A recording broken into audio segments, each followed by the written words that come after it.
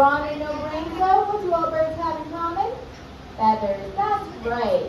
And speaking of those feathers, it's also important to keep them all fluffed up and ready, so let's go ahead and brush those out.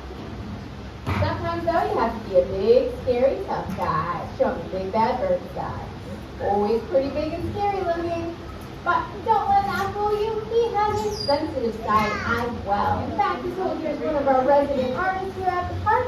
And this is how he holds his paintbrush while painting.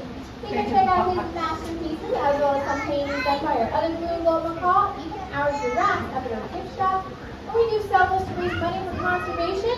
The entire money that you give towards that painting will actually go to conservation. Now, Azul's going to be walking along this rope, so make sure you do not try to reach out or touch. Please stay seated as he comes by. That beak is powerful enough to snap a broomstick in half, so fingers would be no problem. Now, he's capable of walking along this rope because he has what are known as zygodactyl feet. That simply means he has two toes that point forward and two toes that point backwards. And he also has that powerful curved beak that he uses to break open seeds and nuts. And he's got an extra hand to help him out when climbing. You guys are coming in, if you want to hang out for me right here until he's off and up. Hang on. Just right there. Right there. Thank you. Now that powerful beak of his is used to break open seeds and nuts, and it is capable of doing something like removing a finger, but that is important as well to help them out with their climbing. That way they can use it as an extra hand to help them out.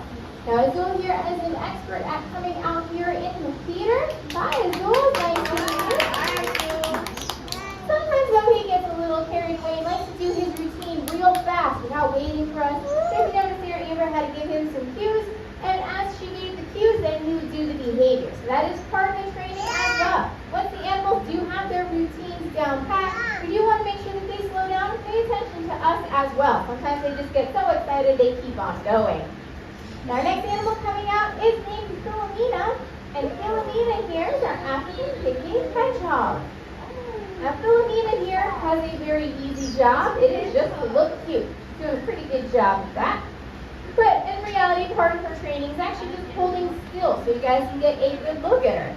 Now it seems kind of silly asking an animal to hold still, but it's important because this way you can have a good look at her and it's a nice, easy behavior. It's one that we like to start off with because even though it seems easy to just hold still, anyone who's worked with a toddler knows sometimes asking someone to hold still is easier said than done.